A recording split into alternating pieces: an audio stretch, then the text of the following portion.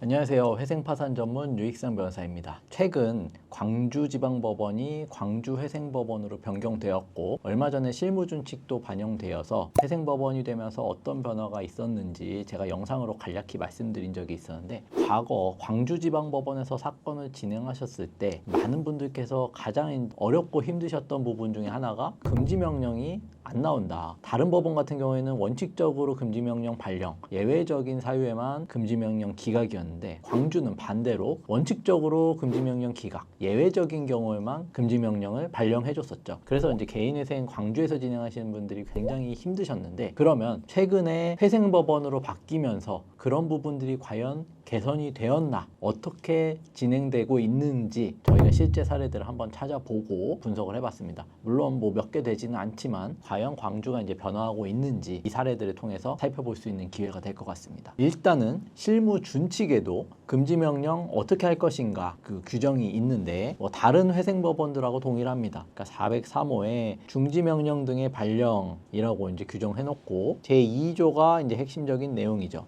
중지명령은 중지명령 등이라 금지명령도 포함되는 겁니다. 중지명령 및 금지명령이고, 중지명령 등의 신청이 있는 경우에는 특별한 사정이 없는 한 3일 이내에 발령 여부를 결정한다. 그러니까 중지명령을 신청했으면 뭐 이제 과거에는 뭐 일주일, 이주일, 한 달 이런 식으로 금지명령을 인용하는 것도 아니고 기각하는 것도 아니고 그냥 일단 신청만 받아놓고 법원에서 어떠한 조치도 하지 않는 경우들이 있었는데, 일단 기본적으로 3일 이내에 발령할 건지 기각할 건지를 결정한다 라고 되어 있고, 이 부분이 이제 핵심적입니다. 2조 2항에 법원은 채무자가 과거 개인회생을 신청한 적이 있는 경우로서 신청 횟수, 과거 절차 종료일, 종국 사유 등을 고려하여 중지명령 등의 신청이 개인회생 절차에 남용한다고 볼 만한 객관적인 사정이 있는 때를 제외하고는 원칙적으로 중지명령 등을 발령한다. 그러니까 이 말은 개인회생 절차에 남용에 해당한다고 볼 수 있는 경우가 아니면은 원칙적으로 중지명령을 내려야 된다라는 거죠. 그러니까 과거의 광주가 원칙적으로 중지명령, 금지명령을 안 내려줬다면 그런 기조에서 바뀌어서 이제는 원칙적으로는 중지명령, 금지명령을 내려주겠다라는 거고, 요 조항의 내용 자체는 사실은 서울회생법원 및 여타의 나머지 회생법원하고 동일한 내용이긴 합니다.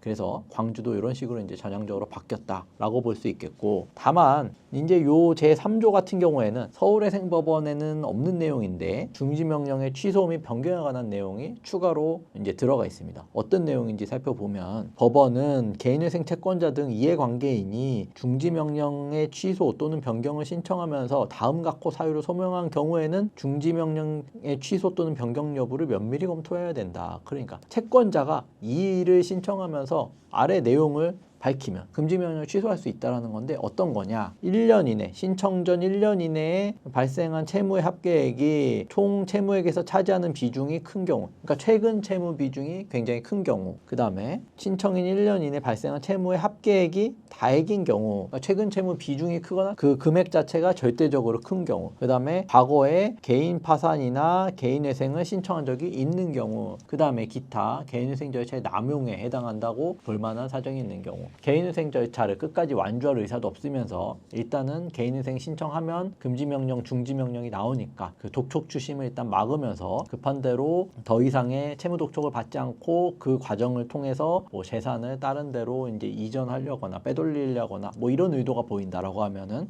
그거야말로 이제 절차의 남용이니까 그런 경우에는 취소할 수 있다라는 걸로 볼 수 있겠고, 채무자로 하여금 뭐 이제 소명자료 제출을 명할 수 있다. 그래서 신청인 1년 이내 발생한 채무의 발생 경위, 사용처, 소명자료, 그 다음에 신용카드 이용 명세서, 과거 진행한 개인회생 사건의 결정문, 뭐 변제계획안, 이런 내용들을 추가로 요청해서 금지명령이나 중지명령의 취소 여부를 결정하겠다라는 거죠. 그러니까 서울이나 기타 뭐 수원과 같은 회생법원보다는 금지명령이나 중지명령의 어떤 취소 사유들이 보다 엄격하게 구체적으로 규정되어 있다라고 볼 수 있겠고, 그러면 과연 이렇게 실무준칙은 변경되었는데 실제로 금지명령이 잘 나오고 있느냐, 이 부분도 한번 살펴봐야 될 것 같은데, 저희가 최근에 접수한 사건들을 한번 살펴봤습니다. 26년도 이제 광주 회생법원에 접수한 사건이고, 4월 8일 날 신청서를 접수했는데 이틀 만에 4월 10일 날 금지명령이 발령되었다 라는 걸 알 수 있고, 7단독입니다. 재판부는. 그리고 6단독 사건도 한번 보면은 4월 2일 날 신청서 접수했는데 또 마찬가지로 4월 9일 날 금지 명령이 또 바로 나온 걸 알 수 있죠. 그리고 세 번째 사건, 요거는 8단독인데 다 다른 재판부입니다. 지금 3월 27일 날 신청서를 접수했더니 4월 2일 날 5, 6일 만에 이제 금지 명령이 또 나온 거를 확인할 수 있고, 그다음에 아까 7단독 살펴봤는데 또 하나 살펴보면 3월 19일 날 신청서 접수했더니 한 5일 만에 금지 명령이 이렇게 나온 것을 확인할 수 있습니다.